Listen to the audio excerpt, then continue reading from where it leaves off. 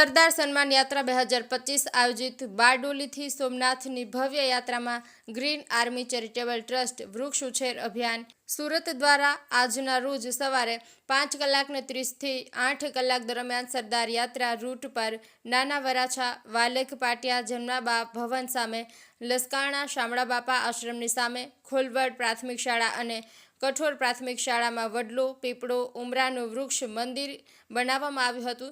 Green army charitable trust દ્વારા સરદાર પટેલ સાહેબને 150મી જન્મ જયંતિ નિમિત્તે સરદાર સન્માન યાત્રા જે બારડોલીથી સોમનાથ સુધી વૃક્ષારોપણ કરવામાં આવશે।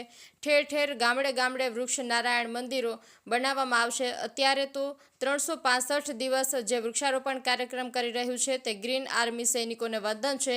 આપના ગામમાં પણ આપ વૃક્ષારોપણ કરી ગ્રીન આર્મી દ્વારા આપના સ્વજનોને યાદોમાં કરાવી શકો છો। કોન્ટેક્ટ નંબર 9664462293 પર પ્રમુખ તુલસી કાકાને ફોન કરીને આપ જરૂરથી આપના ગામમાં સ્વજનોની યાદમાં વૃક્ષારોપણ કરી શકો છો। ગ્રીન આર્મી ચેરિટેબલ ટ્રસ્ટ એક એવી આર્મી છે કે જે 365 દિવસ વૃક્ષારોપણ કરી રહ્યું છે। અત્યારે સુરતની અંદર ગ્રીન સુરત બનાવવા જઈ રહ્યું છે। Rajubhai D Patel, news of Patan.